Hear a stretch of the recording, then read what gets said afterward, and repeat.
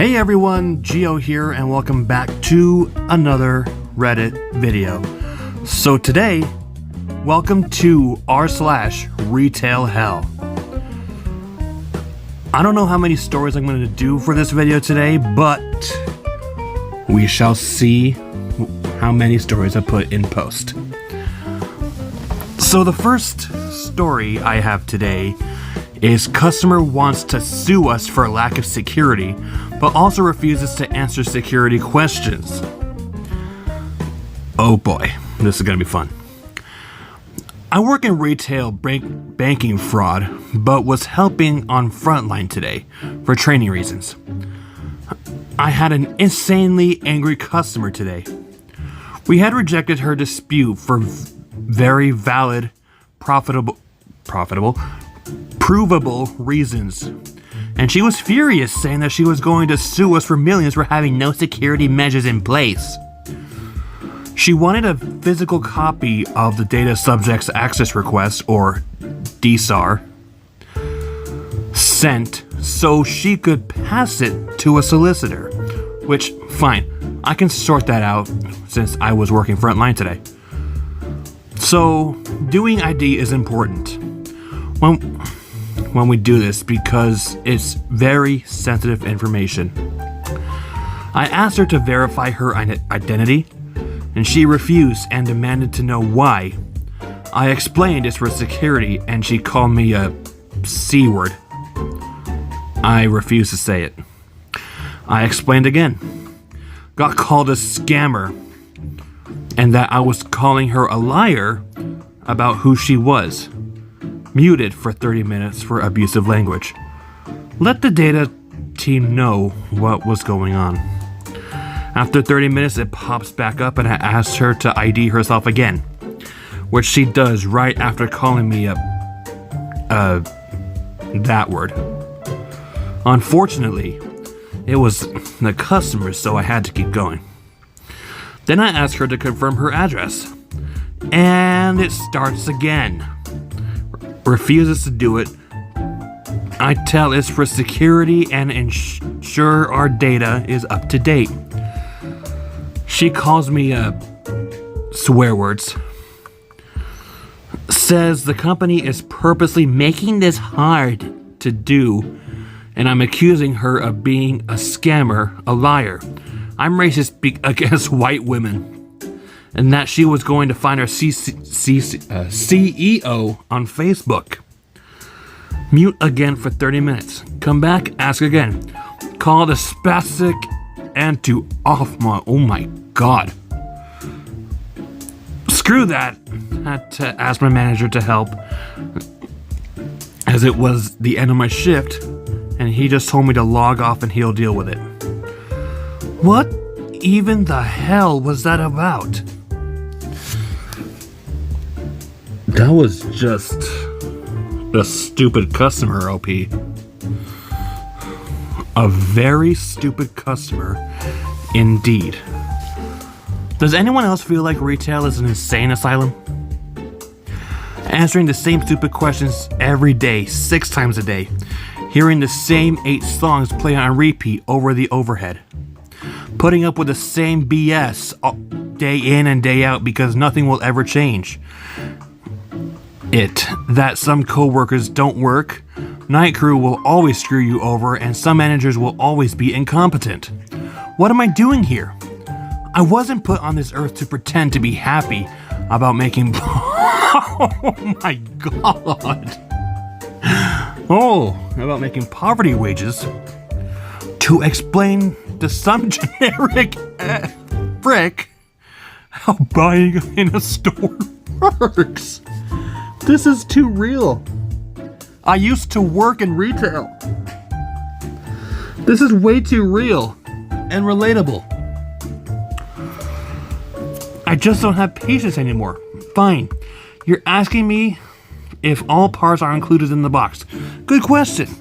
Except I probably answered that same question 265,896 times in the past 2 years. I just can't anymore. Oh, this reminds me of the time when I was insulted by an an old man customer, which I do have the video in the description. Lady has been pretending to be helpless. Rant time! Oh boy, here comes rant. This is one customer I'll call Susan. Is a regular of a small chain I work for. She has a bit of a habit of being very demanding and dramatic, all with a sugary disposition until she's told no. After that, she gets nasty. She openly hates a lot of our workers, but unfortunately for me, I'm one of her favorites. She seeks me out or asks for me specifically whenever she comes in. Today, I found out why. Whenever she comes in, she makes a big show of having trouble walking, and me being a good customer service rep, I am being graced with patience for the older population. I always move to help her. She's always needy, asking me to hold her purse, hold her phone. Sometimes she'll ask me to untie and retie her shoe. I've learned that she likes to talk about herself, so I can keep her from asking non-stop ridiculous requests by inquiring about her life. She often complains that her family won't talk to her. I wonder why. Sounds like someone I know. Anyway, every time Susan comes in, she always needs 100% help ordering from the kiosk and needs 100% help for using a ATM, saying her husband's too shaky. Her husband's too shaky. Her hands are too shaky. Her wrists hurt. She can't see the screen, etc. I always help, trying to get her in and out without meltdowns. With meltdowns. I cannot read today. Today, I was on my break, and she came in and my coworker assisted her, and Susan didn't realize I was nearby.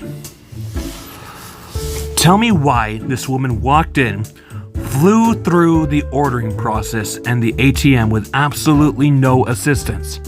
No stumbling, nothing. She took a while checking out because she kept trying to sidetrack my honestly much more intimidating coworker, but mostly did everything by herself. I knew she was dramatic, but damn! I guess she's about to hate another employee because I'm done with enabling her maladaptive behavior. Done, I say! Not on sale is the next story. Yesterday, I had a customer who insisted her item was on sale. I work for a store that was some women's clothing items, home decor items, some greeting cards and balloons and gift items. We also have some natural cleaning products and also some soaps and shampoos. We currently have a sale on cleaning products. This woman comes to the checkout with some hand soap. I check her out and she insists that her hand soaps are 40% off. I tell her the cleaning products are 40% off, and these hand soaps are 20% off. There's nothing I could do to change that price, so I sent her to customer service. They are right beside me. The first thing she does is use my name and tell her that I am incompetent, and rude. Customer service goes on to explain to her that cleaning products are 40% off and these hand soaps are 20% off.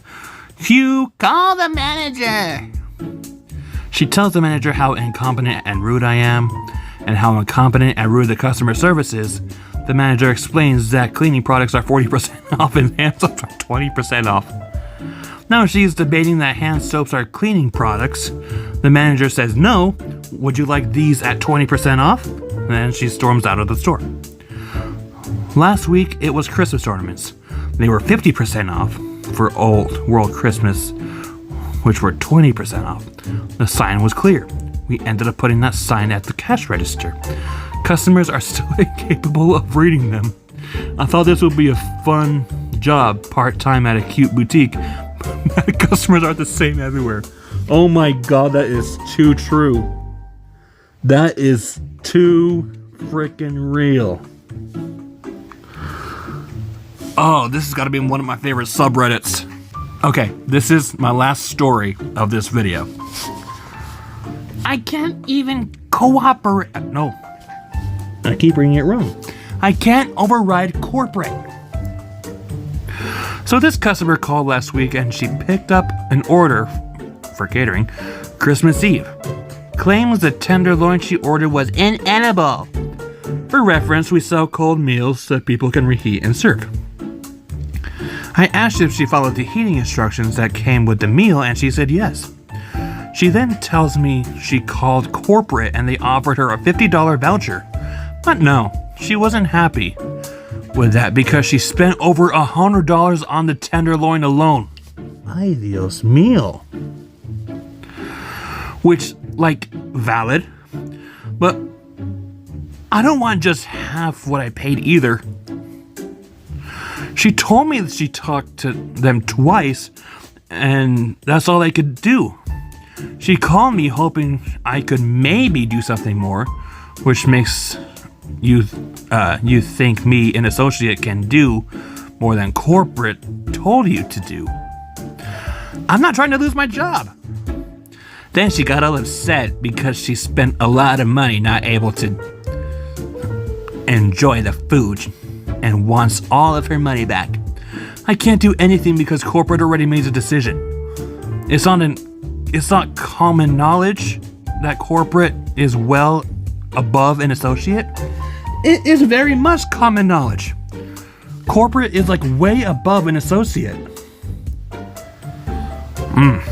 I spent over an hour dealing with this woman. Oh. This is... I'm so glad my other coworkers dealt with the crappy customers. But sometimes I had crappy customers too. But I don't work over there now. I'm doing something much better. Anyway, guys, welcome to r/entitled parents. Now, this first story is messed up, honestly. I don't know how many stories I'm going to put in here, but this first story kind of aggravates me. So it's called Karen Takes Her Dog into a Store, Claims It's a Therapy Dog for Her Kid. Obligatory long-time lurker. First-time poster, never thought I'd see this in the real world. Delete if not right, etc., etc.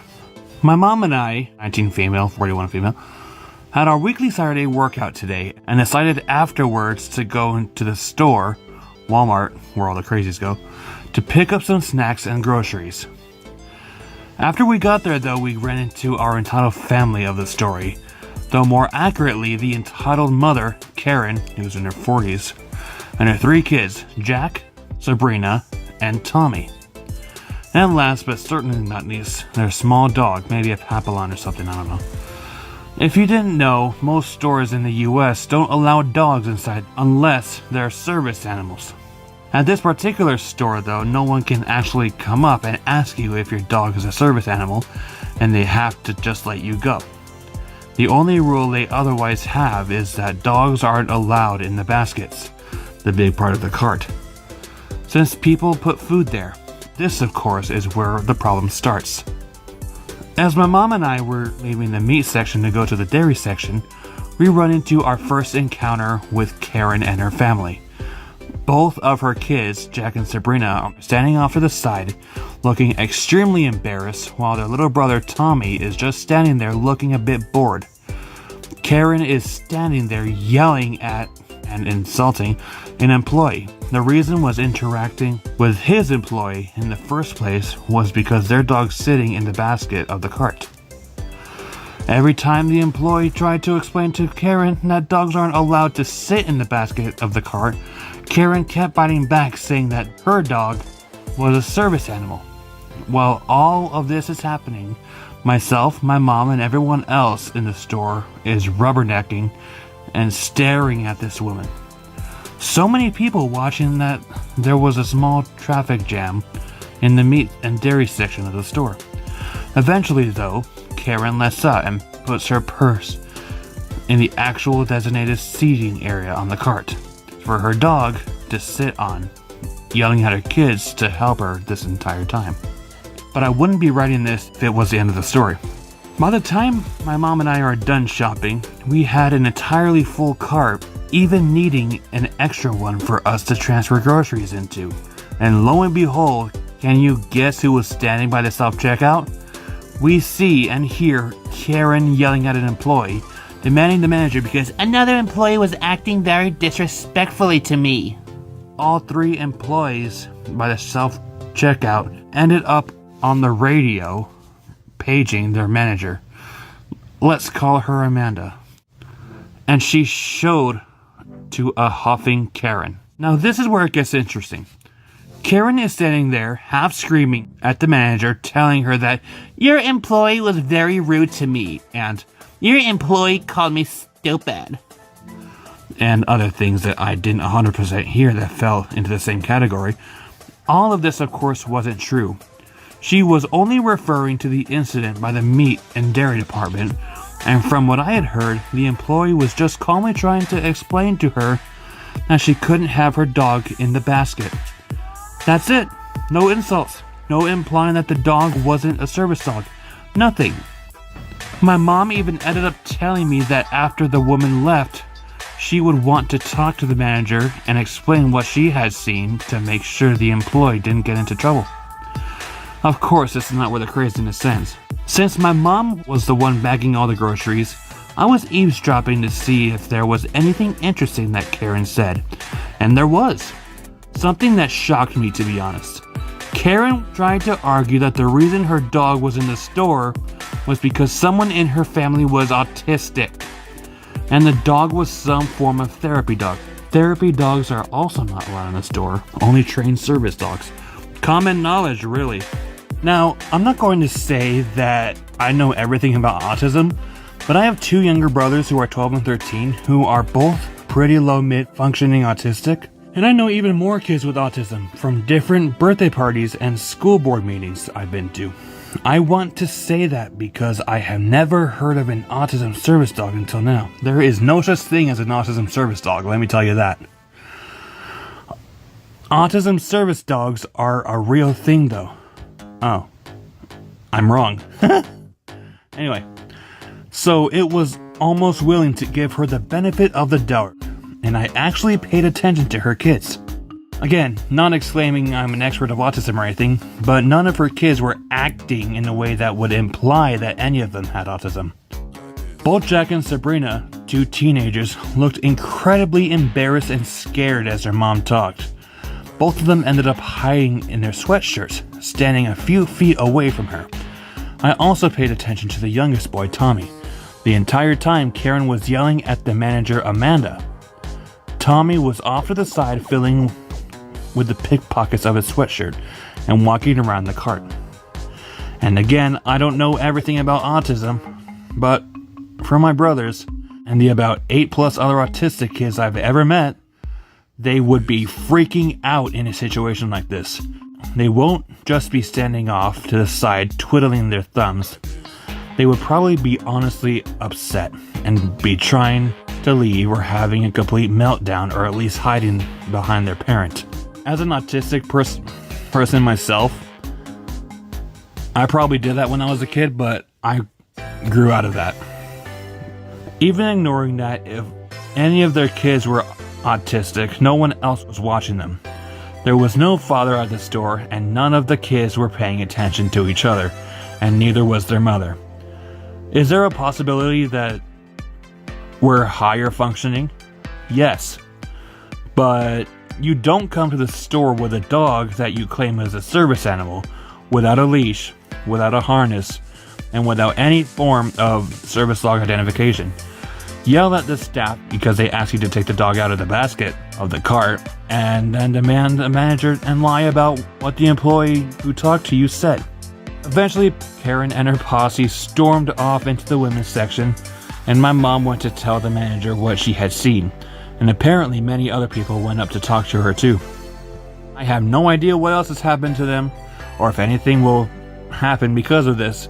My mom intends to stay on Facebook to see what pops up there. As we were leaving, a thought came to my head. I don't know if I came up with it or heard of it somewhere, but I think it fits here. Don't use a disability to substitute your own inability to be a good person. I love that, OP. I love that. Even when her kids were disabled in some way, she didn't have any right to be such a horrible, entitled person to the staff. That is so true. That is so true. Okay, this is the second story of this video. Just because I go here doesn't mean you can just corner and question me. So, I go to college in Boston, and these are constant tours here, and lots of people around campus that are not students. People are usually polite and ask where something is, which I'm happy to help them with. However, I am not your damn tour guide. I would also like to preface this by saying that the school I go to isn't a big preppy school. People are constantly leaving and coming back for co-op and study abroad, etc. It's more independent and just not the kind of school where it's appropriate to corner students. The other day, I had just left my apartment to go grocery shopping, so keep in mind I'm carrying a bunch of reusable grocery bags, so it's pretty obvious I'm going somewhere. I'm walking and I see this woman and her daughter standing and talking. And as soon as I begin to walk past, the woman steps in front of me, cutting off my ability to walk. She asks if I'm a student, and I said yes. And she immediately starts throwing me questions. I am visibly uncomfortable, and this poor woman's child looks humiliated. At this point, I said, I'm not a tour guide. I'm sure they can answer all your questions. This woman replies that tour guides don't give honest answers, and she wants real students' perspectives. This goes on for like 15 minutes. She asks me a question. I give a short answer and say that there's people she can ask in the student center and that I'm busy. This woman said, you can take a few minutes to help out a prospective student. Actually, some of us are busy or simply don't want to be bombarded with questions. I finally just started to walk away, and this woman steps in front of me to block me so she can keep talking. Finally, I said, there are people you can ask. I didn't sign up to be a tour guide. I have somewhere to be. Please let me get by. She gets angry and calls me rude and says I should be more welcoming to prospective students and that I should be happy people want to learn more about the school. Like, yeah, please do learn. It's just not my job to tell you. I just push past the woman and she continues yelling and trying to block me. I can still hear her ranting until I turn the corner. Some parents are so entitled. So PSA, just because someone is a student somewhere doesn't mean they're obligated to be your tour guide. Couldn't have said it better myself. Okay, now, I promise that this is the last story of the video. Entitled Mother at the Airport. I swear, there is nothing worse than a mother at an airport. Coming back from Cuba, and I noticed this family right away at the Verdadero airport because they were loud, and the mother had a perma scowl. Probably why she looked like she was in her late 60s than in mid 40s, which is probably more accurate. Getting on the plane, we're pushing everyone in line as they tried to move forward. Because, you know, the plane with the assigned seating will definitely leave without them if they don't get on first. The mother in question was sitting in the row behind me, but across the aisle. At one point, I could feel someone staring at me, so I looked back, and she was blatantly staring at me with the most disgusted look on her face. Probably because of my tattoos. Honestly, she seemed like the type. Whatever. Then we got off the plane. She tried to put past me instead of waiting her turn, but of course, I didn't let her because of plane etiquette. Then, as we were going through the hall towards customs, she's frickin' running down the hall. Bitch face firmly in place and telling her kids to hurry. Because we're all not going at the same place? Of course, I get through customs before her, and I'm the first one at baggage claim because I did arrive, and I travel frequently. So I'm standing at the part of the baggage carousel, where the bags start to come out, and suddenly I'm pushed to the side. It's EM, of course. I hold my tongue.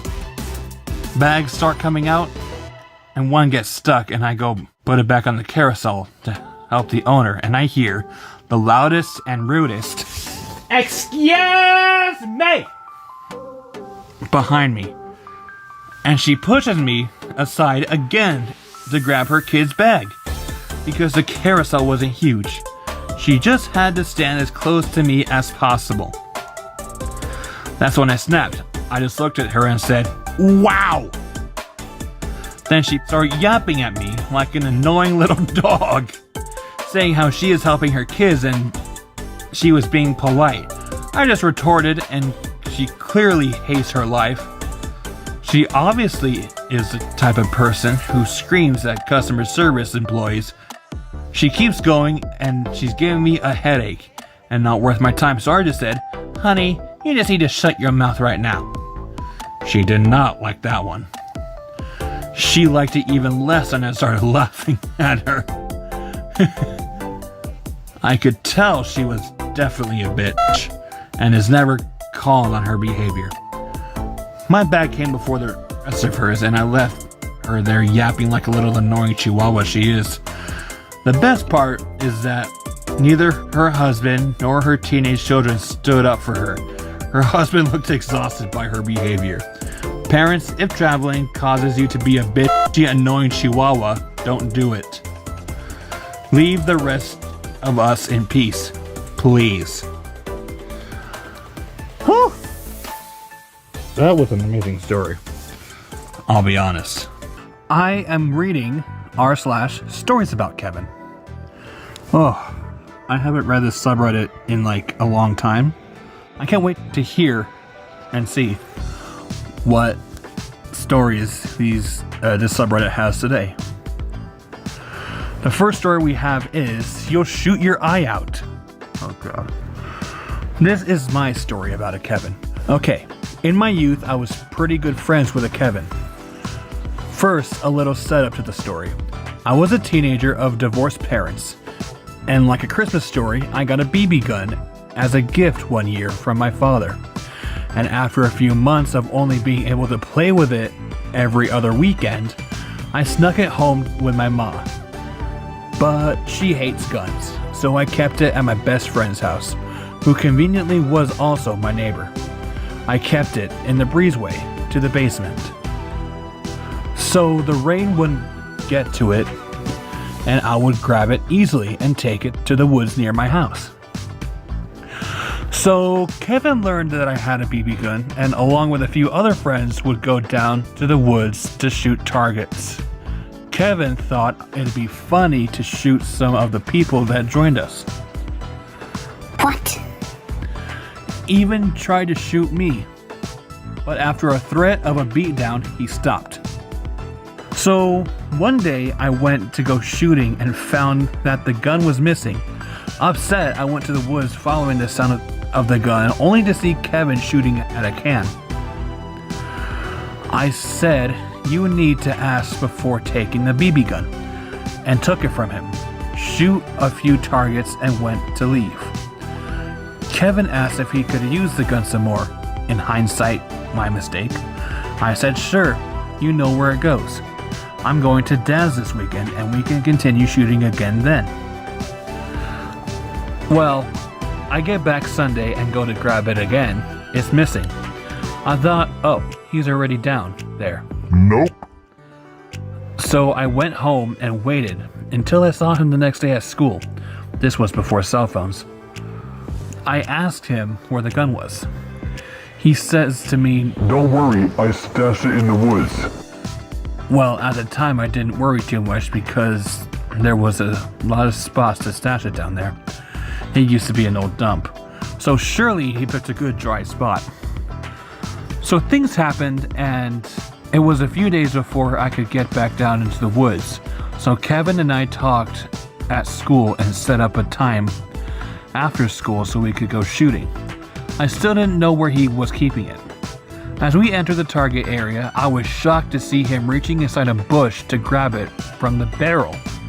It had been raining the night before, so a waterlogged BB gun was now in his hand. But I was delusional in thinking it would be okay. Unfortunately, the rain ruined the BB gun, giving it a hair trigger and having it jam every few shoots. I told Kevin he owed me a new BB gun. We both laughed for different reasons at the same time. Him because he didn't think he had to, me because I knew he couldn't. I remember thinking surely it's safe. He wouldn't be locking down the barrel of a charged gun with the trigger lock off, right? And well, if the title didn't help you guess, as soon as I finished the above thought, luckily for Kevin, he missed his eye. He did, however, shoot himself right between his eyes where the eyebrows connect. Oh my god. What an idiot! He got 2 stitches and ended up with a wouldn't see it if you didn't know there was an X-shaped scar right between his eyes. I still laugh to this day. It was a great life lesson because I was upset and was going to pursue justice. However, I decided to let karma take care of it. Now you can say what you will about karma, but there are times if you just trust her and she'll let you watch. That story was kind of hard to read. Next story. My stepsister is a Kevina. A Kevina is a female Karen. I mean Kevin. Which is essentially a Karen because Karens are stupid. I am a 28 male and my stepsister is a 23 female. Some background. My dad remarried 10 years ago, and despite the age difference, my stepsister and I are friendly to one another, but holy crap, she's dumb. We were setting off fireworks with a couple of friends a couple years ago, and she lit one up and held it in her hand. I stared at her like, what the hell are you doing? Then I quickly threw the firecracker and it went off a second or so later, and she was like, I was meant to throw it. yes. My sister is a decent driver, but needed her oil checked, so she dropped the car off where I work. I told her that she could take my truck home. She looked at me like something was wrong, and I said, I can't drive Chevrolets. What? Well, I drive a Ford, and they're built different. She has no problem driving my dad's truck, which is also a Ford. She's driven standard before despite her car being automatic. She locked herself out of her apartment a number of times somehow. I have a spare key since I've had to come and get her into the apartment a few times already. Her computer is a complete mess and all she downloads is sort of crap and never deletes anything. Oh my god. Third story. Kevin in history and PE. I've been thoroughly enjoying the stories on this sub and I realized I have some to share of my own. My own Kevin went to high school with me. We only ever had 2 classes together, sophomore year history and PE.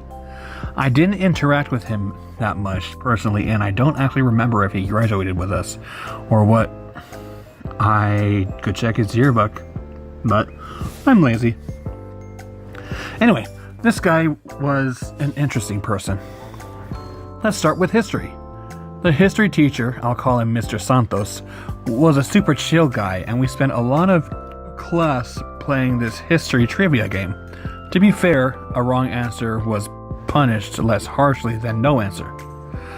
So some people said whatever the F came into their head, even knowing it was stupid. But some of Kevin's answers really took the cake. For example, the country with the highest number of Catholics is California. Kevin didn't seem to know the difference between a country, a state, or a continent. The most commonly spoken language in Africa is Japanese. The official language of Cuba is Cubism. Abraham Lincoln was shot by Barack Obama. World War II began in the year 2000. The most profitable American cash crop in the 1800s was hot dogs. Oh, no. On top of giving stupid answers, Kevin loved to ask stupid questions. He would often raise his hand in the middle of class and ask something completely off topic. often about the teacher's personal life or something offensive. Many of Kevin's classmates appreciated Kevin's ability to waste class time. However, I'm not convinced that it was strategic on Kevin's part. Here are some of the stupid questions. If you have sex with a girlfriend and she's pregnant and you're...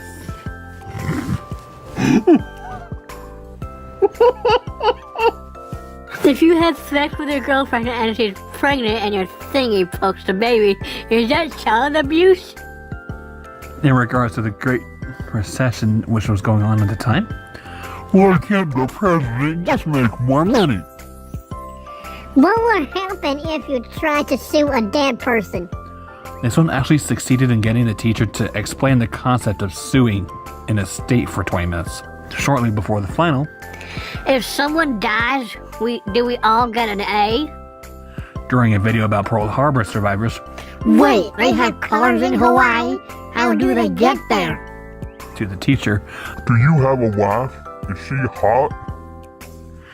also to the teacher, Hey, Mrs. What? The English teacher. Right?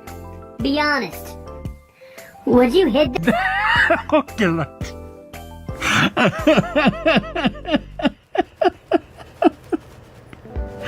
Oh my god. Some other moments from Kevin's history class. I have no idea how this topic came up, but at one point Kevin was arguing that men could survive if all the women died off, but not vice versa. His reasoning was, men do all the building, women do all the cooking and cleaning and stuff. A girl who apparently knew Kevin's family was like, Kevin, isn't your mom a construction worker? his reply was, Oh yeah. we had an assignment to create our own totalitarian nation in North America. We had to come up with the rules, fictional timeline, resource map, propaganda poster, and gave a presentation on our fictional nation. Kevin's presentation was reading on what seemed to be word-for-word printout of the Wikipedia article on the United States. The other class I had with Kevin was PE. You would think that PE would leave Kevin with fewer opportunities to be obviously stupid. However, this ain't so. The PE teacher, I will call her Coach Ingram, was an older southern black lady. Relevant. However, not the nice grandma type. She was ex-military and ran PE class like a boot camp. Or at least how my bratty teenage self imagined a boot camp. In hindsight, I really respect Coach Ingram. She pushed us hard, but it was clearly for our own good. She once gave a speech about how we shouldn't take our education for granted, because if we could find a way to make a living that didn't involve having to see some of the stuff that she'd seen, we were very fortunate. A lot of students at my school were low income, and she generally wanted us to do well for ourselves. However, at the time, I was a total brat who thought Coach Ingram was mean and hard-ass because she wouldn't let me get away with weaponizing incompetence to avoid doing actual exercises in her class. So much for my strategy of striking out on purpose at baseball. She made me keep trying until I actually hit the thing. Anyway, I'm going off topic, but that's the kind of person Coach was. Anyway, one thing she did bring to class from boot camp is collective punishment, meaning if someone screwed up, everyone had to do push-ups, sit-ups, or burpees. Every day after taking attendance, the whole class had to do 5 push-ups for each student who forgot their PE uniform. Guess who forgot his PE uniform a lot? Kevin. Kevin also liked to ask Coach Ingram personal questions. Sometimes she would entertain these, and sometimes she would punish everyone for them. Every time Kevin raised his hand, the entire class sucked in their breath and cried out in protest, or crossed their fingers. It was honestly like Russian roulette. Some of these questions were, did you vote for Obama because he was black? For context, she had never even mentioned if she voted for Obama at all. How many people did you kill? Do you believe in God or aliens? Why are most PE teachers over white? Her response, are you implying something, Kevin? While standing over him, giving him a menacing gaze. Hey, Hey, coach, do you know Mr. Adams, the math teacher? Yeah, you know what he's saying? He said those that can't do, teach, and those that can teach PE. Her response, huh, probably chew 10 burpees, everyone, and cackled wildly. Hey, coach, if I can do the soldier boy, can I not run the mile? Coach said. Sure, if you want to get an F. He tried to do the soldier boy anyway, but couldn't remember it. For this last one, I basically needed to write out the whole conversation. Basically, we were in the middle of class playing street hockey, and the white girl, not from our class, comes into the court, walks up to coach and says, "Here, Kathy, your lunch." To me, it immediately struck me as weird. She called her by her first name. My teenage self, what the heck, coach is an actual person? With a full name and personal relationships? Mind blown. Kevin is also surprised before the girl even leaves.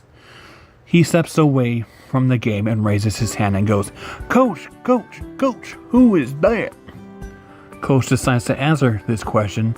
Now that the whole class is paying attention, she puts her hand on the white girl's shoulder, smiles, and says, "This is my daughter, Delilah." When Delilah hears, she immediately squeals and hugs the coach, while jumping up and down, like obviously has a huge reaction that the whole class is confused by, and so is Coach. Coach is like, "Whoa, what is wrong?" And Delilah is like, "You called me your daughter." Now, this is super obvious to me, and everyone else in the class that has at least a double-digit IQ, that Delilah was adopted or something. The girls on my team are like, "That was hella freaking cute." It was clearly a big heartwarming moment. Even my bratty teenage self thought so. However, Kevin was still clearly confused. A few minutes after the girl leaves, the coach blows her whistle to end the class, and we all line up where we were supposed to, blah, blah, blah, blah, blah, blah, blah. Kevin raises his hand. Coach? Yes, Kevin? You the white guy? Collective groan from the class.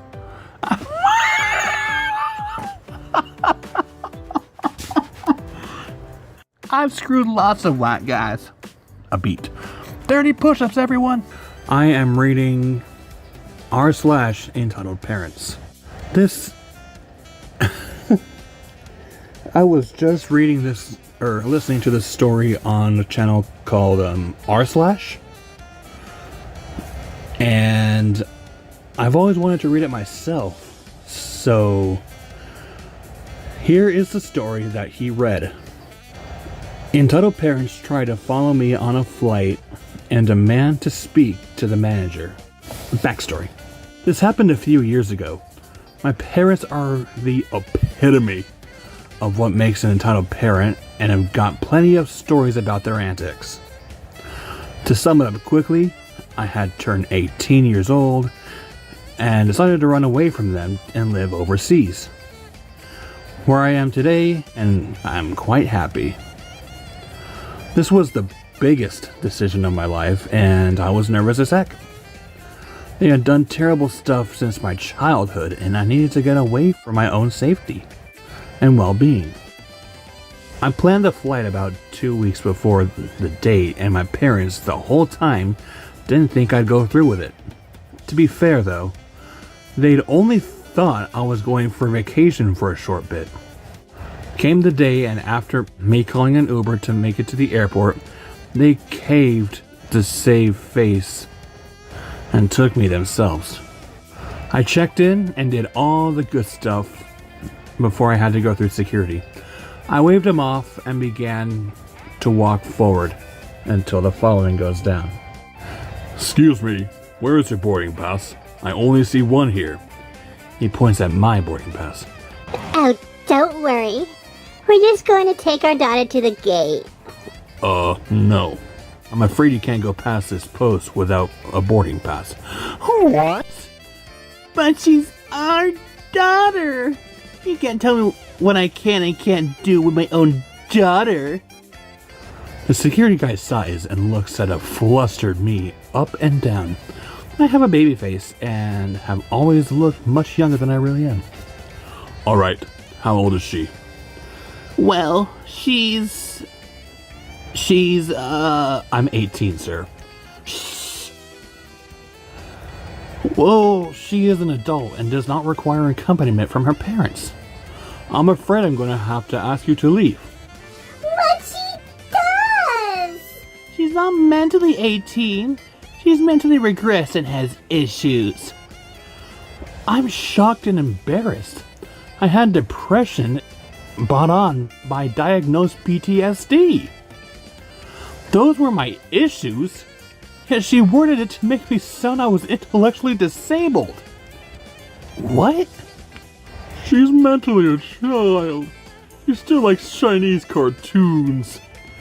He's referring to anime and manga. I don't see how that applies here. She seems capable enough. Do you feel you can go through on your own? Yeah, I'm okay. Ugh, liar! She begins stomping her foot in frustration like a toddler. Just let me through right now with my daughter! Yeah, and me. Sai is calling another security guard over. What seems to be the problem, miss?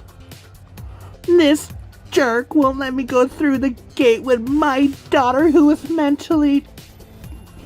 R-word. The real story, please. The security guard explains the deal, and my entitled parents are fuming. They can tell by the looks on their faces that they're not going to get their way. Finally, my mom yells out the famously awaited Karen line. I know my rights. I demand to speak to your manager. Sorry, Karen, I'm making you sound like a total bitch in this story. Which she is. She is. So another person comes over, and the three of them are talking quietly together. Mom, Dad, this is going too far. I'm gonna miss my flight if this keeps going. And whose fault is that? You should have booked a later flight. My flight is at 11 p.m. Not my problem if you miss your flight. That is on you. Finally, they stop talking and approach us. Hi. I think we can make a compromise. I'm not supposed to do this, but I'll allow one of you through with her to have a meal or just sit with her for a bit. I could really get in trouble doing this, but I don't know how far she's going and know it'll be hard. Reads the title name on her tag. I asked for a manager! Manager! This is pathetic. Her proposal is also pathetic. How are you going to break up this nice family like that? I really will be fine. I'll catch up with you next time, okay? I understand where you're coming from, but OP seems to be more capable and is an adult. I'm breaking the rules by letting one of you go through without a ticket, but it is my offer. No, no, no, no, no, no, no, no, no. This is ridiculous. By now, my mom is stamping around, waving her arms around. She gets up close to the two security guards who kinda eye her, and she immediately backs away, but doesn't stop stomping. Ma'am, I'm afraid if you don't stop, I'm going to have to escort all of you away. I'm realizing he means me too, and I quickly mutter, "Oh shit," under my breath and begin to panic a bit. Fine! We'll just take our daughter home then. She takes my arm, but I quickly pull away. Stop. How dare you? Apologize to your mother. The supervisor looks at me. Would you like a parent to go with you? No, not really. What? Oh my god. Okay, please come along then. No! I demand you to let us on her flight with all the problems you caused! Yeah, and make your first class already upgrades. You didn't get the manager! You got a supervisor! You lied to me! Manager! Manager! May I double check your ticket? Yeah, of course. I show her my ticket. Perfect! The boarding pass is for one person. Step this way and enjoy your flight. Thank you. My mom grabs my arm. No! Okay, one of us will go through. Oh, Pete, you like Wendy's, right? Let's get Wendy's through there. I remove my arm from my mom's grasp. I know it doesn't say that, but I feel like my mom is grasping her, or this person, OP's hand. No, thank you. I grab my suitcase and walk through security. My entitled parents try to follow and are immediately stopped. This is not the service we paid for. We should be allowed a ticket on the flight for this. Wendy's, OP! Wendy's, come on! Wendy's! Wendy's! I don't look back, and now I'm further away. I can no longer hear them over the line of people I'm in. I got my flight just fine and arrived in one piece. I cut contact with both of them, and the legend has it, my mom is still screaming, Wendy's! To this day. I will be reading r/entitled parents. So this first story I have today is by the Wait, what? This requires a burner. Oh, the require as a burner? I can't read. The user, this requires a burner. And the title says, I just saw a lady get tasered for trying to snatch a woman's face mask to give her child. Now this was taken during the COVID days, so it'll be wild. Anyway, I argued with my husband about whether or not to post this because I'm pretty sure this will make a local news and I didn't want to burn this account just yet. But he won RPS, so we're here. Prepare yourself, this story has layers. So we're at the dreaded big box store picking up potting soil because we're going to DIY ourselves through the isolation. Things aren't crazy here yet, but there is a 2 per customer limit on majority of the items.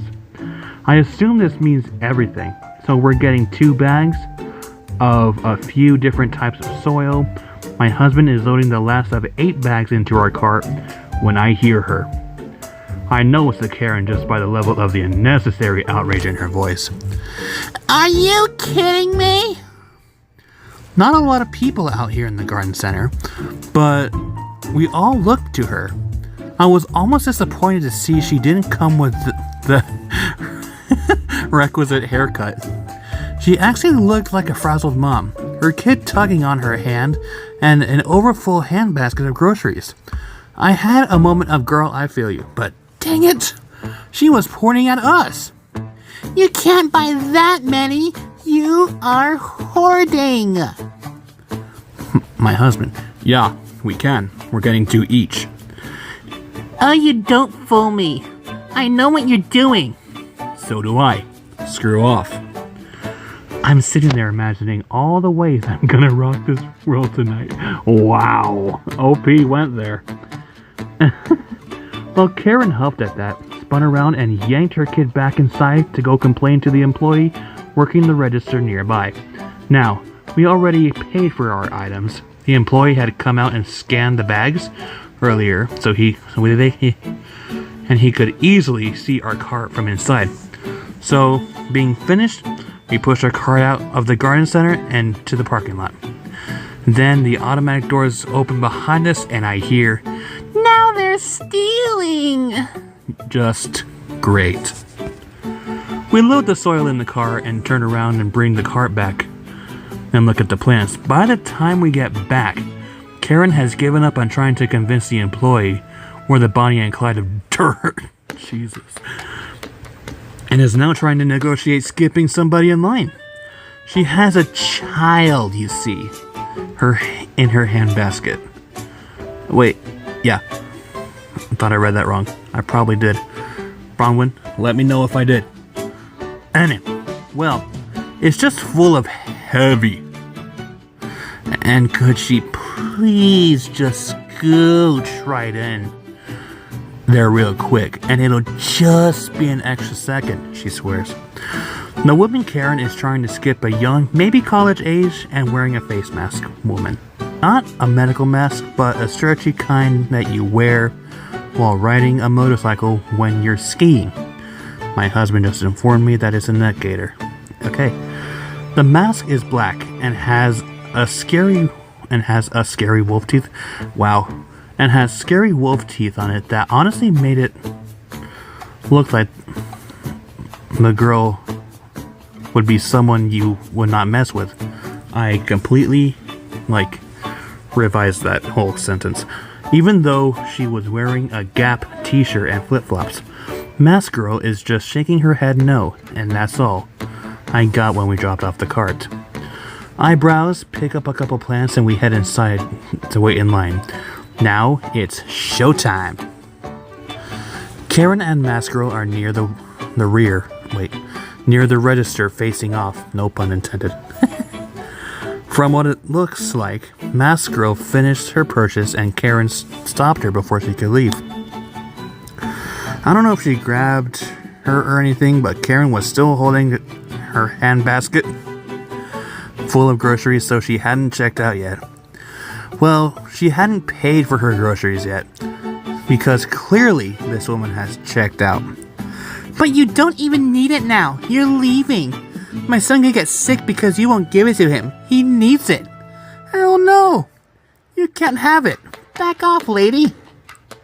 But my son really likes it, and it's obviously made for boys anyway. Why would you want to wear something that scary? Because I like it, and it has my germs on it. Why would you put a stranger's mask on your kid? Why are you being so rude? You wouldn't let us go through the checkout first, and now you're making my son very upset. Your problem, not mine. And then Mask Girl turns to leave, while Karen manifests the biggest balls ever and grabs Mask Girl by the back of her mask. Just let me make a side note here. When all this is going down, we're all standing and watching. The register's still going boop, boop, boop, as the employee scans the items. But otherwise, we're all just inside this hypnotic bubble. But when Karen reached out towards Mask Girl, it was like the bubble popped and made everything crystal clear. Not slow-mo or anything, but I absolutely felt hyper-aware like Spider-Man. Karen reaches out. People on both sides of me inhale loudly. Karen grabs a mask and yanks a lady on my right. Yells, and my husband steps forward. So getting late tonight. Giggity. Okay. Mask Girl tucks her head down and she turns to Karen like a pissed off bull with a bright and shiny new target. I think Karen was going to say something like, Don't walk away from me. but all she got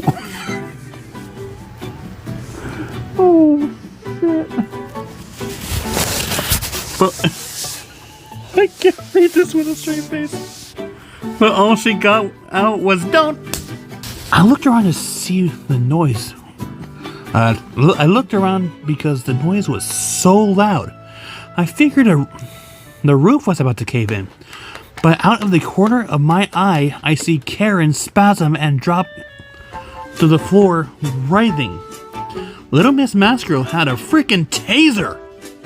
I don't know why she pulled it out, this tiny little flashlight looking thing, but she laid Karen out with it. And not one of us moved for what felt like ever, like we were frozen. And then it was like a freaking bedlam. Security guard shows up and more employees show up. Mask Girl is... Excuse me, I had some spit in my mouth. Mask Girl is chilling like she's been through this before and knows what comes next. This kid is screaming that the wolf girl killed his mom. Even though she was groaning and sobbing on the floor and clearly not dead, but maybe wishing she was. The people that had been in line with us were all talking at once, trying to tell the security guard what happened. We hung around just witnessing the intensity of maybe 2 minutes before Karen started choking out demands for an ambulance, the police, a lawyer, a mayor, restitution, and reparations.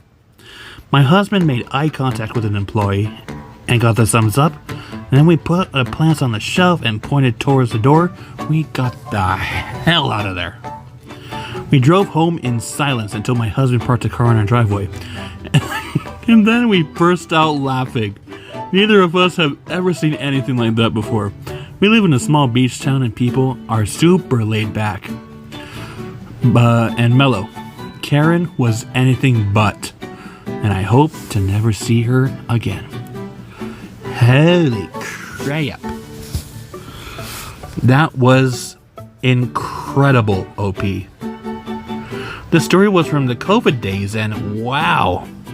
How have I not come across this story 4 years ago? Awesome.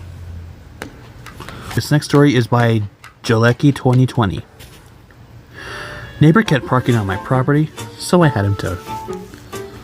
Hello everyone. First thing that this issue just happened this week, and I am so mad that I'm shaking as I type this.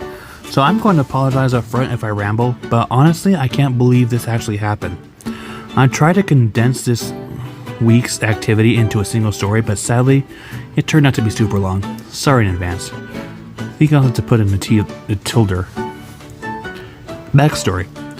I am a single mother of 2 teenage boys, and I live in a nice, quiet neighborhood at the end of a cul-de-sac. Every house on this street has a garage, and I'm the only one that has a single car and parks in my garage. Almost every house on this street has a family home with at least 3 cars, but most have more. Some will park on the driveway, some will park on the street. It's never been a problem since everyone is considerate on how they park, and no one has ever had an issue with getting in and out of the street. In addition, I tend to keep to myself. I'm not antisocial, and I wave and say hello to my neighbors when I come and go from my home. But usually when I get home, I stay home. So I say all of this to give you the idea I'm a homebody. And my neighbors pretty much know that when I got home, I stay home. About 6 months ago, the house to my right was sold to a larger family. It consisted of a dad, mom, and 3 teenagers. The day they started moving in, I made a point to go over to the edge of the property to wave and greet them in order to welcome them to the neighborhood. They were friendly, and I was happy to have such nice people move next door. Also note, this family used their garage for storage, thus parked their 4 cars in their driveway. I didn't know it at the time, but their youngest son was just months away from his 16th birthday. Now that you have a little information, onto the story. The players. Me is me, ND is entitled neighbor, dad, and NS is entitled neighbor son, and NM is entitled neighbor mom, and NP is poor nice police officer. That is a tongue twister. Today is Monday afternoon, and this story began last Tuesday around 6 p.m. On Tuesday, I received a knock on the door, and it was the entitled neighbor dad. Good evening. How are you? I'm talking to the screen door. We're okay. I'm sorry I can't open the door, but my youngest came home from school with a sore throat, so I'm not sure what's going on with him. How are you? And how can I help? Sorry to hear that. I'm changing the voice of the dad. I hope this isn't anything serious. We are okay. My son just turned 16 a few weeks ago, and I'm sure you saw the new truck we brought him. Yeah, I did. The truck's pretty and big. Does he like it? Yes, he does. This is what he wanted, so we got it for him. It is very big. That's why I wanted to talk to you about. Let's take a brief pause here and understand that when I say the truck is very big, it's very big. Grandote. It is an F-350. I personally think it's too much of a vehicle for a kid learning to drive, but it's not my money, so each on their own. I don't understand.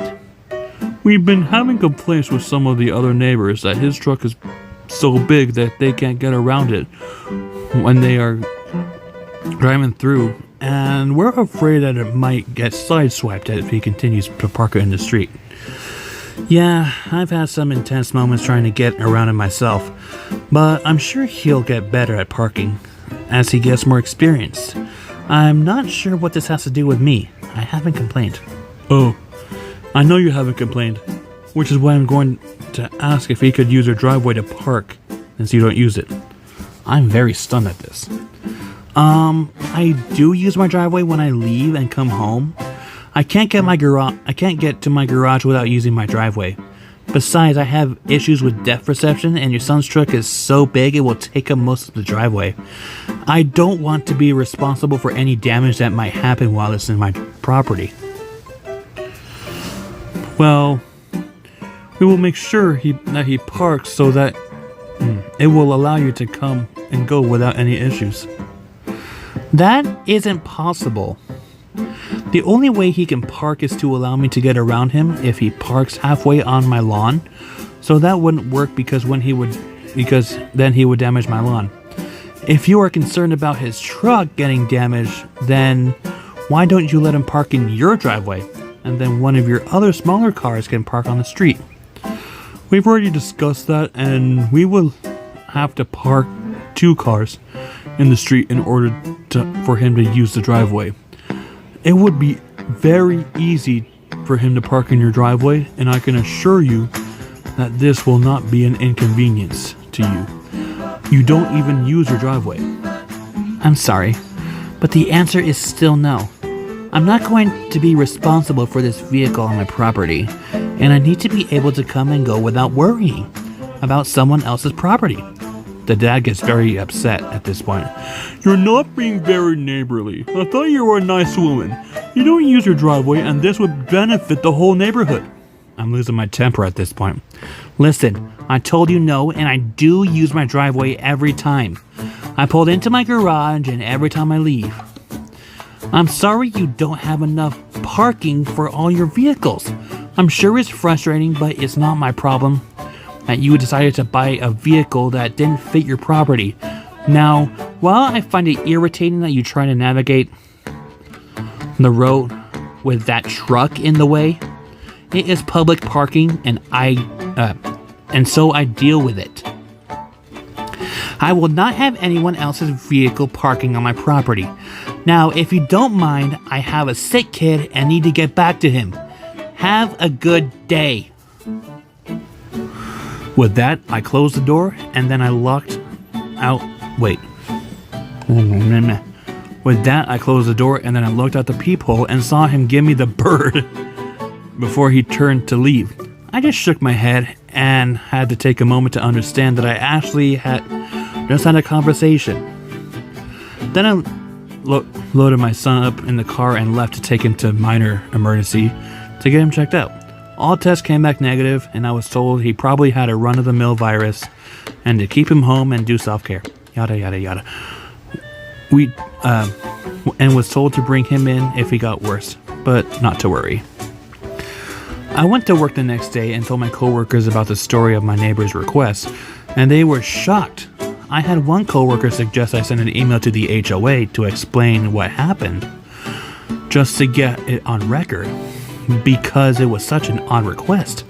I took her advice and typed up an email that day when I was at lunch and sent it. For those who want to know, it was just an FYI email, not a complaint email. It basically stated that my neighbor made a request to park on my property when I declined. He got mad at me and I wanted it on record just in case anything ever happens. So very glad I did. So Friday comes and my youngest son has been homesick since Tuesday afternoon. When I got home Friday evening, I checked in on him and he had began to run a fever and was complaining about several things. I had been doing self-care with him since Tuesday and he didn't appear to get any better. Around 7, I decided to take him back to minor emergency and load it up in the car. I opened my garage door and I was absolutely shocked to see that very big F-350 blocking sitting in my driveway, blocking me. I can't describe to you how angry I was to see that vehicle sitting there.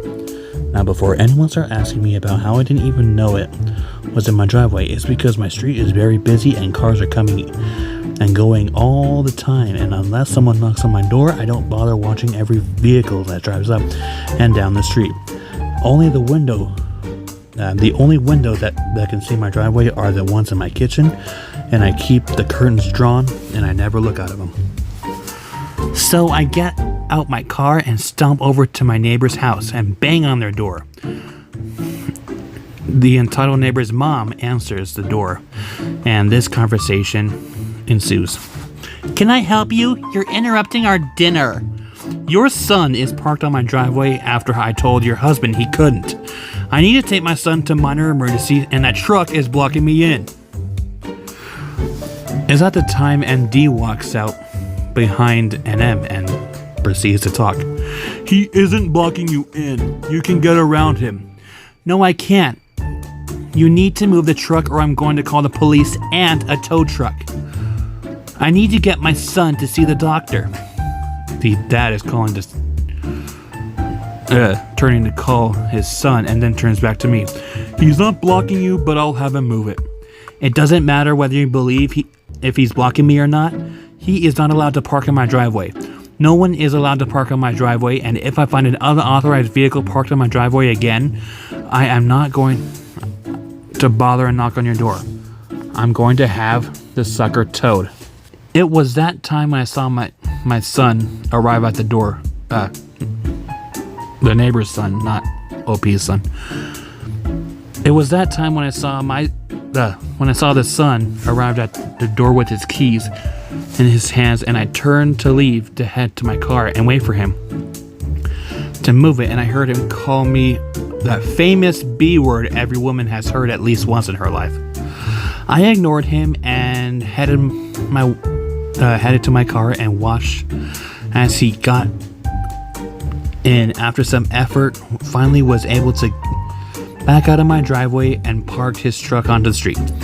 Little way down the road, I was able to leave and take my son to minor emergency, where, as we waited several hours to be seen, I shot off another email to the HOA about what had happened. I want to advise the HOA had already responded the day before, and they received an email, made a note of it, and advised my property as my own, and I could give or deny access to it as I wish. It was an email string that I responded to while waiting for my kid to be seen. Again, all tests administered to my son came back negative, and I was told it was a run of the mill virus, and they said it would be fine. The virus just had run its course, and I took him home and called it a day. Saturday evening, my oldest started complaining of a sore throat, and I was starting to feel poorly myself. My youngest appeared to be getting better, so I figured whatever he had, that we were getting,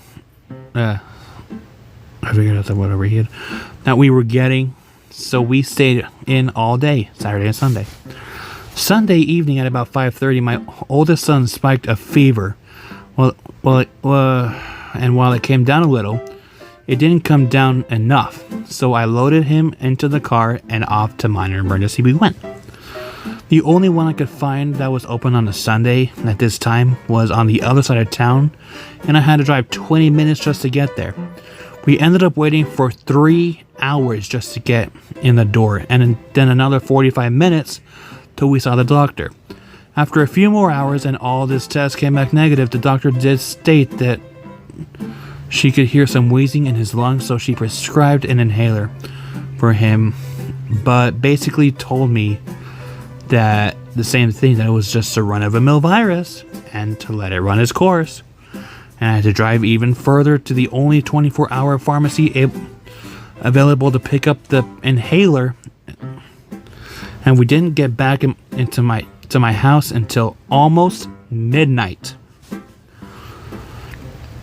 Let me set the scene for you. My son is half asleep in the passenger seat and complaining that he just wants to go home, and I am exhausted and feeling drained, having coughing fits myself. I am just looking forward to going to bed when I rounded the corner and saw the truck.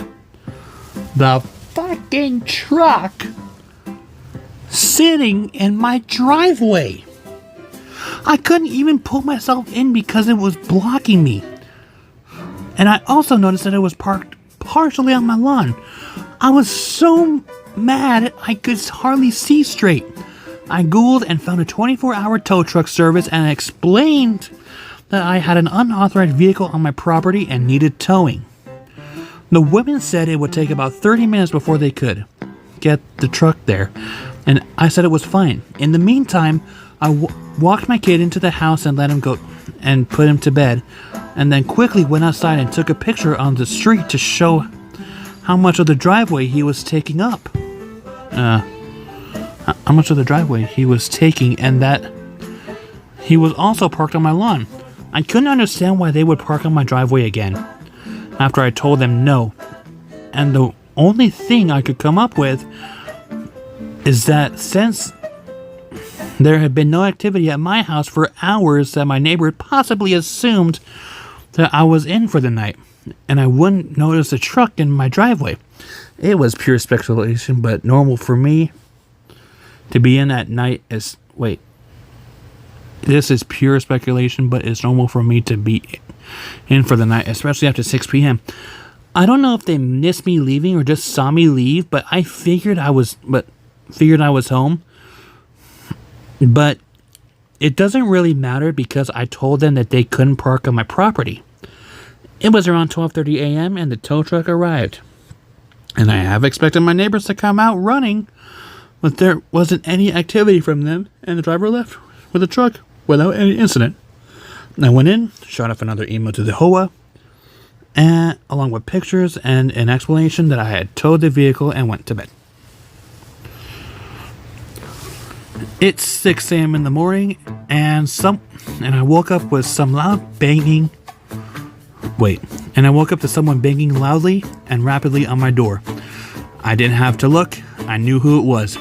I grabbed my phone, hit video record button, and before I opened the door, I looked through the peephole and saw the entitled dad with his son at my door. I opened the door, and here is the following conversation. The dad, very angry and yelling, "Where is the truck?" As calmly as I could state, without coughing, "It was towed. You can call such and such company to make arrangements to get it back. You didn't have the right to tow it. You're going to pay it back. I had every right to tow an unauthorized vehicle on my property. I told you not to park it on my property, and you did it anyways. It blocked me from getting into my driveway last night, and I told you I was going to have it towed after the last time you parked it in my driveway without permission, and I won't be paying anything to get it back. You sold my truck, frickin' B. I'm calling the police. I'm going to sue you." Having enough of this, "Go ahead. In the meantime, I'm sick and I'm going to bed."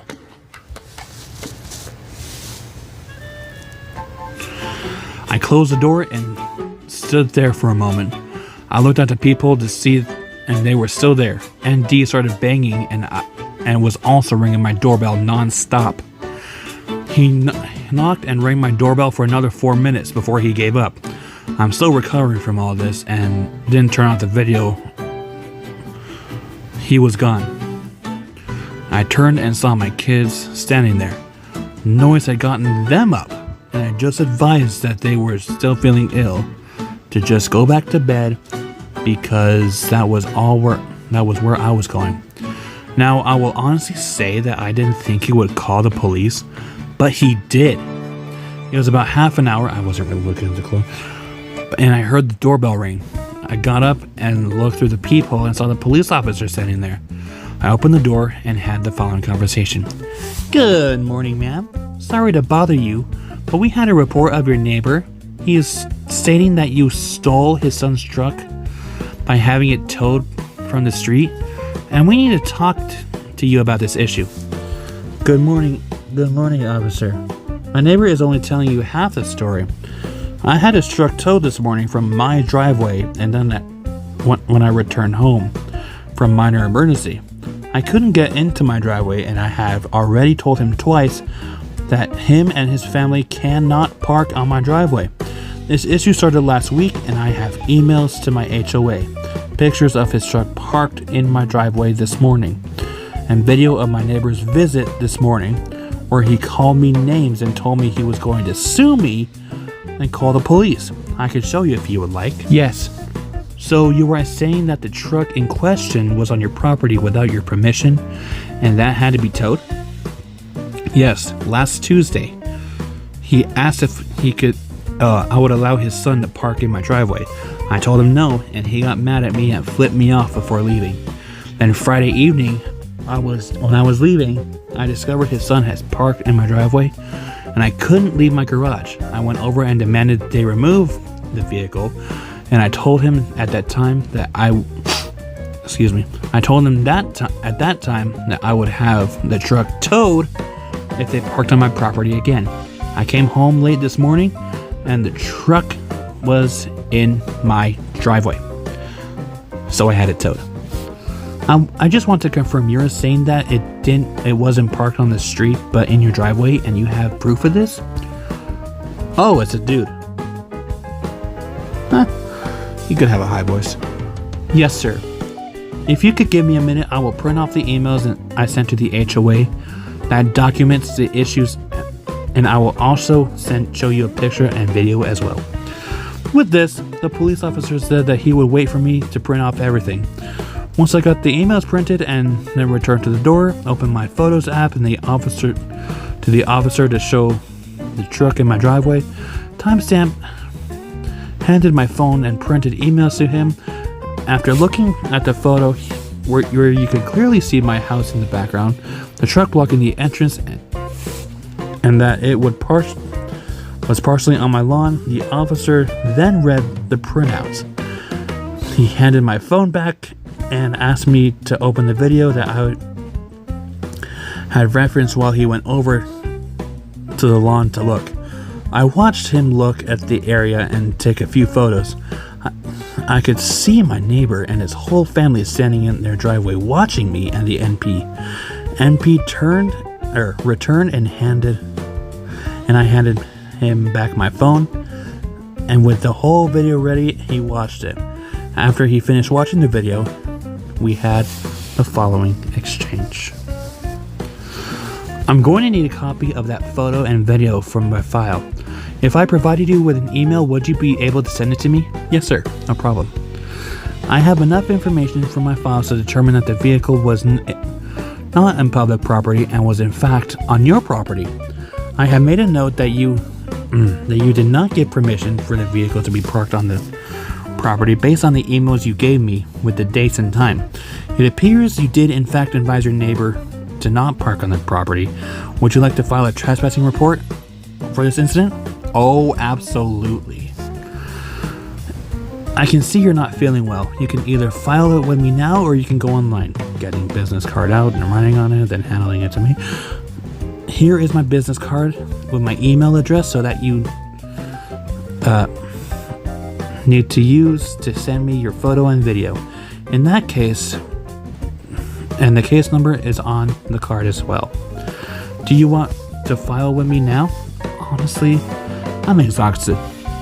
I would prefer to file online later. Okay. Reference this case number when you email the evidence and the file. When you email the evidence and file the online report. Also reference my name on the report. One more thing. I saw the video where the dad stated that he was going to sue you for having the truck towed. He can sue you if he wants, but I would advise you to keep all the evidence you provided for me today, along with the case number that I gave you. Just give it a few days and you can request a copy of the report, and you will want to keep that as well. If you decide to file an online report, you will need to keep a copy of that as well. I'm going to talk to ND now, and sorry to have bothered you. Thank you, officer. I'm sorry you had to come out. Have a good day, man. Get some rest.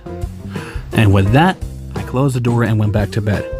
However, I'm so mad that I didn't get any sleep. A few hours ago, I sent off my photo and video and another copy of the HOA emails to the email address the police officer gave to me, and then saved all that information just in case.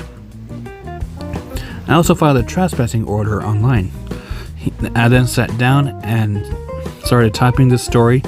Not sure where this is going to go, but I'm going to see it through. I know that I'm going to get a lot of pushback from people just saying that I should have just knocked on the door and have them move the truck, but I feel I was right to have the truck towed. I had already told him twice not to park on my driveway and property, and didn't stop. This was the consequence.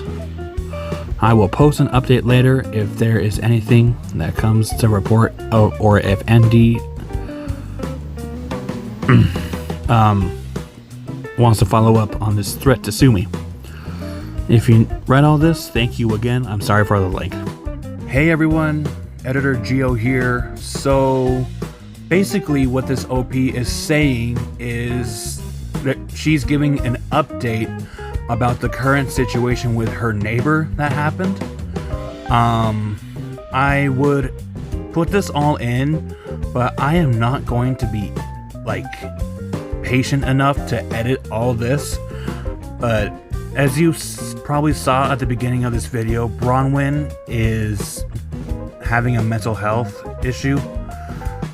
She's having some mental health problems, so I decided to take over to edit for her. And yeah, I might add this last story onto the video, but we shall see.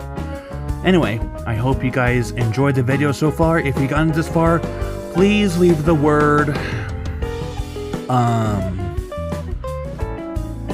candy.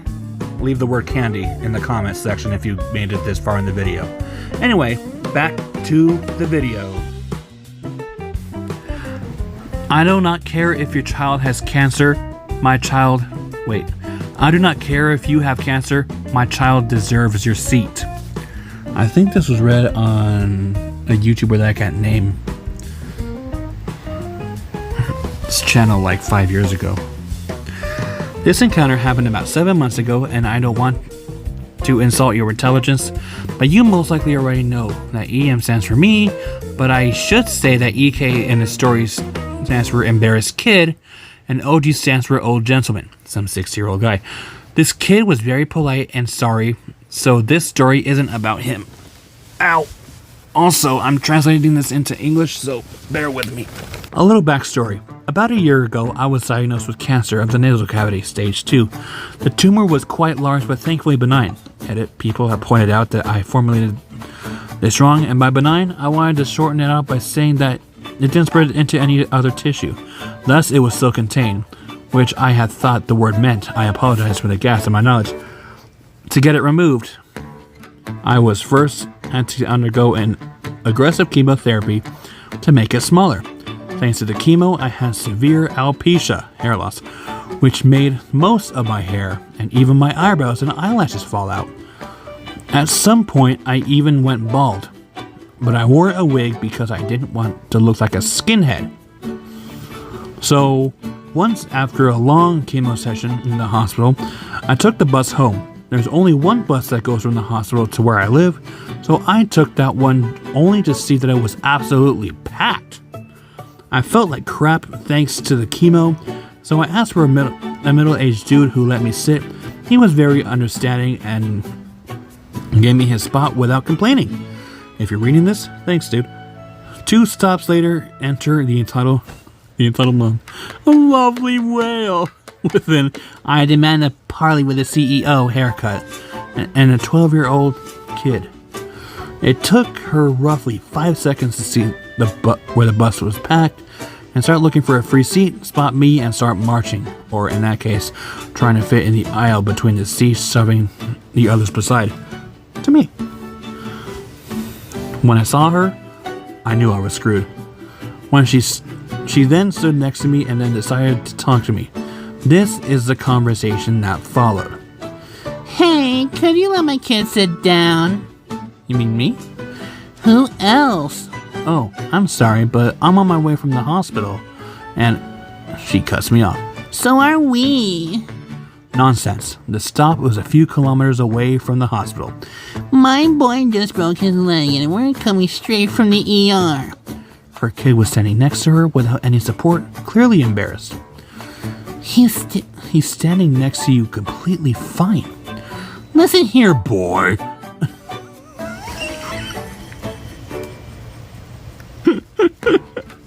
Why did I do that? That's funny. Listen here, boy.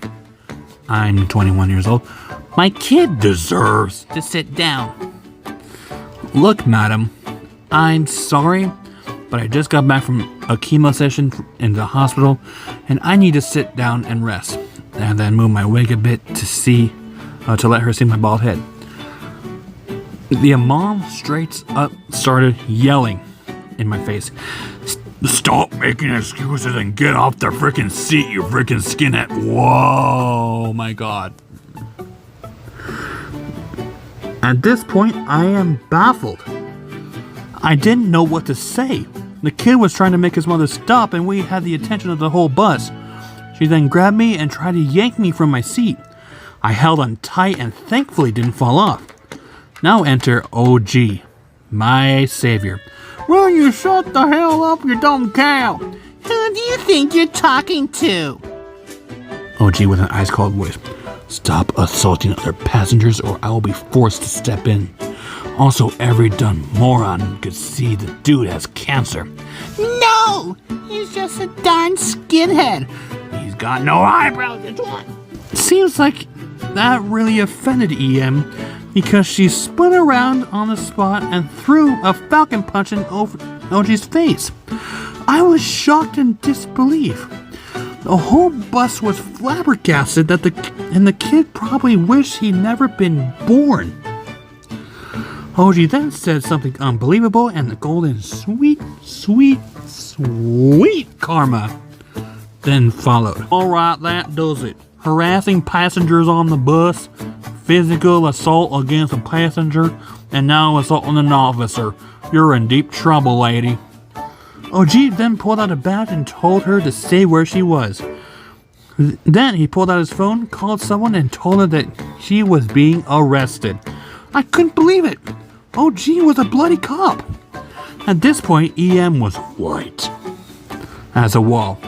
The bus had just come to a stop, so she decided that she'd make a run for it. But the other passengers blocked her way. She then also got charged with resisting arrest, thanks to this. 3 stops later, the police car was waiting for EM, and EK. EK told me he was sorry for his mother's behavior, and I felt really sorry for the kid. He wasn't a bad child, but his mother was a hellspawn. OG then talked to me, and then asked if I wanted to press charges, which I gladly said yes, took a statement, and thankfully was kind enough to let me solve everything on the phone, so I didn't have to come to the police station for questioning. In the end, EM got some jail time, I think it was a few months, and some community service. I, in return, got a good story to tell and a sweet taste of instant karma.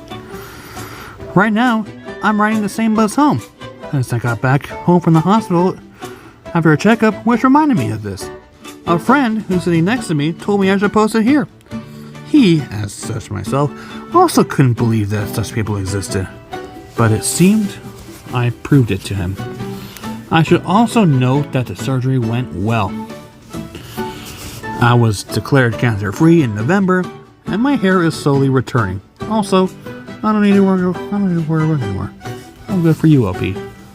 I am reading r/I don't work here lady, which the last time I read this subreddit was a year ago, I think. Anyway, this is the first story. That's why you don't work in a gas station, except I don't. This happened to my husband recently.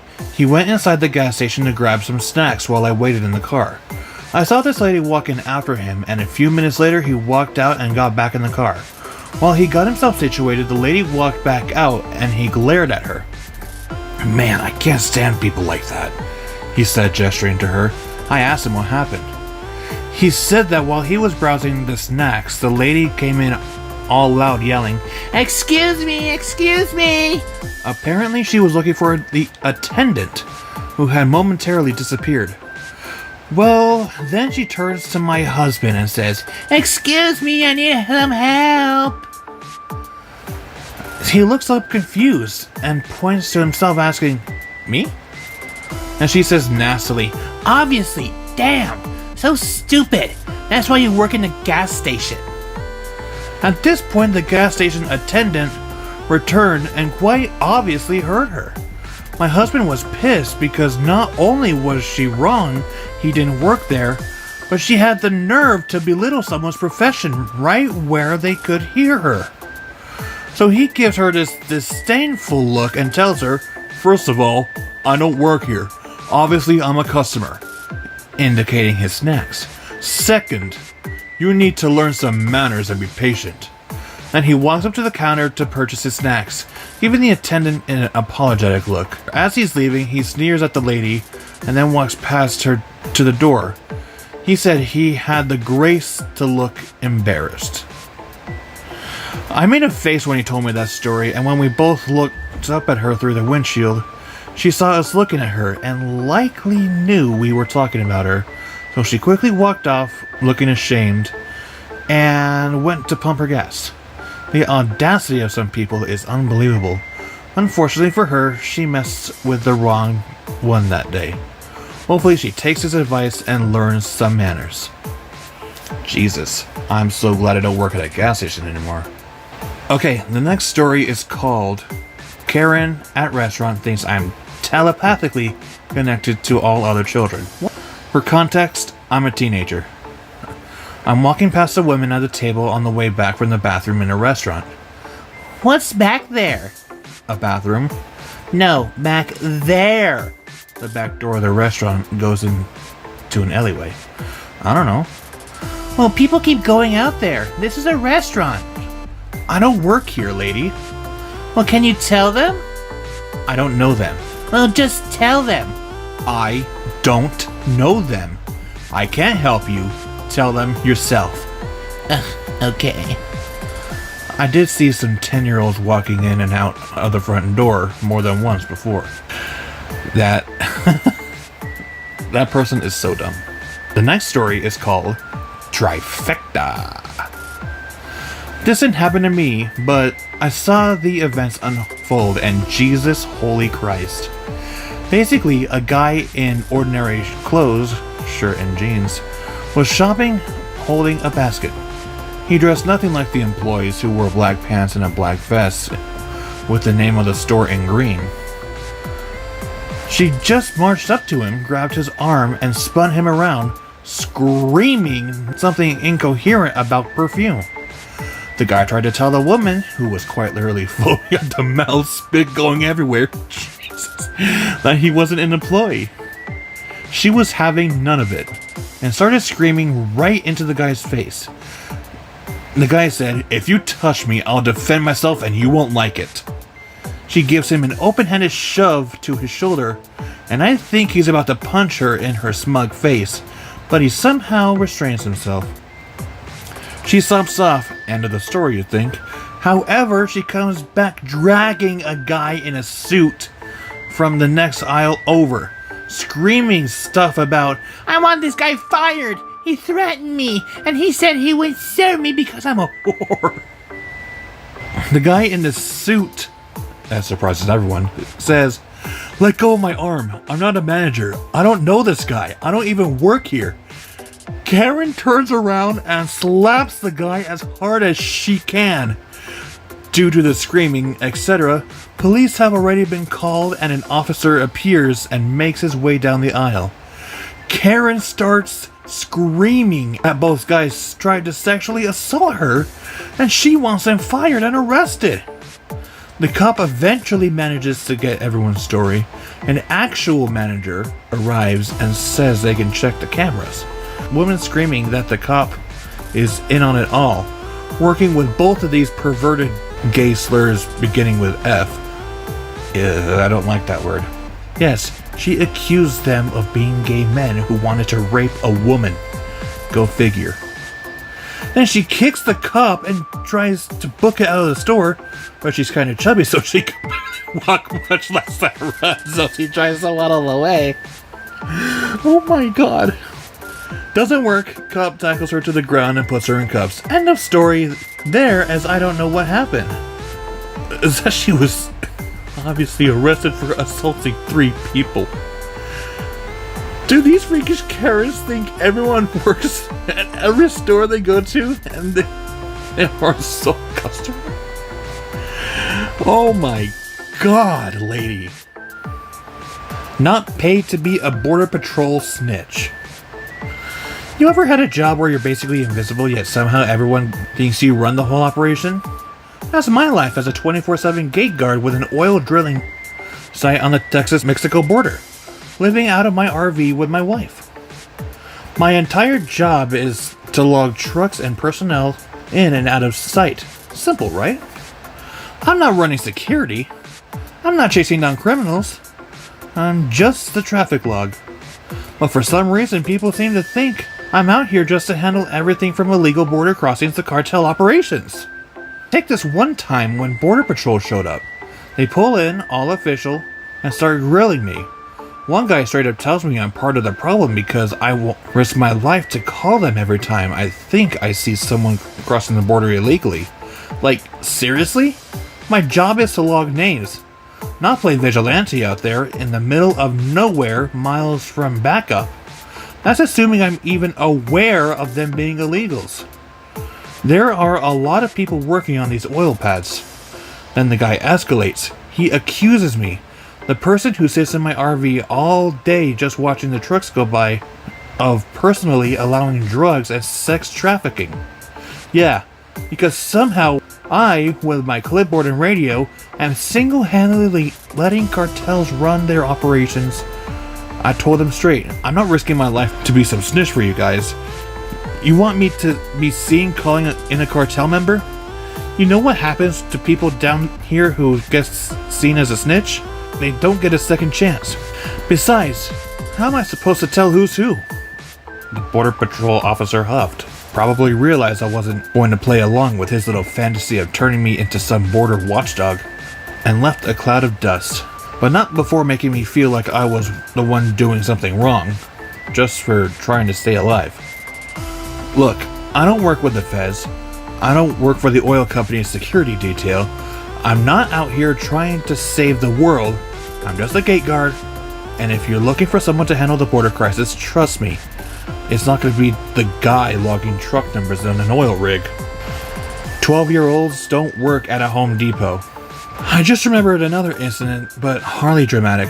Home Depot had, maybe still does, look into if you have a kid 12 under, a kids workshop where a certain Saturday of a month where they have a craft for kids to do. There's hammering, screwing, painting, etc. One of the months was a birdhouse, one was a rain gauge, etc. My daughter loved it, so we went whenever we could. Every kid got a little HD apron and a pin. Well, it was the last one she qualified for. She would be 13 before the next one. And since she was tall for her age, we were actually surprised that they didn't confront us, saying she was too old. We did her craft. We were looking through the store because I needed a few things. A guy comes up and asks where something is, and I say, sorry, I don't know, thinking of it. 10 minutes later, I realized this guy had been stalking us through the aisles. Every time I see him, he's just staring at us. I say to my daughter, Rhiannon, take off your apron and give it to me. Usually she wants a reason, but I think my tone made it clear. I was worried, so she did. Next time I saw him, did that Cocker Spaniel head cock, and I saw the realization come across his face that my 12-year-old was not an employee. I hope he found a real employee. Felt bad he wasted all that time though. Honestly, Lowe's did the same thing. They had this like build and grow type of thing when I was younger. This was before I started making YouTube videos, I think. And we did all this hammering and stuff. It was really fun. I got a blood blister out of it, but that was really fun. It just brings me back. It brings me back. Next story. The uniforms don't match. This was years ago, but I was reading about another show store incident and reminded me of this. I had just started my job at the giant electronics store. The uniforms are bright blue shirts and black pants. Seeing as how this was my first retail job, I didn't have the best shoes. After my shift, I remember there was a show store in the same shopping center. So I just walked from my store to the other end of the center and go about my business. I'm obviously still in uniform, but the uniform for the shoe store was red, not blue. I knew what I was looking for, so I made a quick work of finding my size and grabbed them. As I was heading to the register, this lady smacked the box out of my hand, and my phone goes down with it.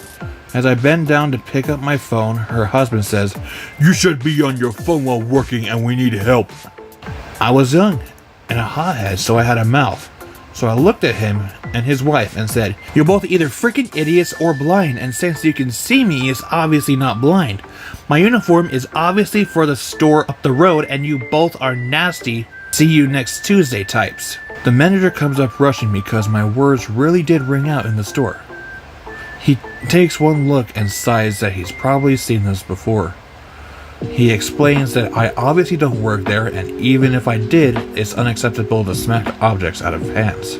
They go on a rant and rave about how I'm rude and they'll speak to my manager, yada yada yada yada yada, and ask for my name. I didn't give my name. I have my badge, so give him a random name and say go ahead to my manager, but I'm buying these shoes, and if my phone is busted, I will press charges. I did get an additional 10% off on the shoes, and my manager did say a couple came and complained about an employee. My manager asked him if the name badge was on. It wasn't, so he told them his employer off the clock or not his business if he can't identify them, as he doesn't have an employee with that name. He did have a talk with all the employees and said to take our names off so we can leave. Karen expected me to leave my job, which is a bakery, to go next door to serve her there, a butcher. I worked for 7 years at a French cafe / bakery and their various locations around town, so I could write a book on the stupid nonsense that my poor ears had to endure. This is more of an I don't work there lady story, lol. So this particular store was located inside of a big fruit market in a fancy pants suburb. And there was a row of various different standalone businesses inside along the brick wall. Florist, our bakery, butcher, fish place. I also had banging sushi. You get the idea. Working at the store, you soloed for the most part, and it was the only one not a cafe, as it was all just takeaway and baked products, cakes, sandwiches, etc. So you couldn't then leave to pee until someone came in for lunch, or it was closing time. If you were desperate, you would ask the florist next door to keep an eye on it for literally 2 minutes while you ran like Usain Bolt. One day, this woman walked in, and this is roughly how it went. It was 10 plus years ago now, so I can't remember the fancy meat she wanted, so let's just say ham. Lol. Karen: "I was wanting to get some ham." Me: "Oh, okay. Well, we don't sell that here, but if you go next door to the butcher, they could have some." Karen: "Yes, I know, but there's no one there, so can you go get it for me?" Me: No, I don't work there. You'll need to go there and get it." Karen: "Can you go over there and get it for me?" Me: "No, I can't leave this shop unattended, as I'm the only one working here at the moment. Plus, that's a separate business. I work for this franchise. The butcher is part of the fruit market." Karen: "But it's only just on the other side of the wall. I don't see why you can't just go and get it for me." Me: "Because I can't leave my work unattended. You will need to find someone who works there." The Karen walks off annoyed. The rest of my shift left me going, what the actual fuck? And wondering where on the graph chart the stupid entitled she sat. So if she's asking you to go next door to the butcher, she's stupidly entitled. Anyway, you guys, that is pretty much it for this video. If you like to click or tap the like button and subscribe for more. And don't forget to turn on those post notifications as well. I love y'all to death. Don't forget to stay positive till the Pride Land's end. Bye!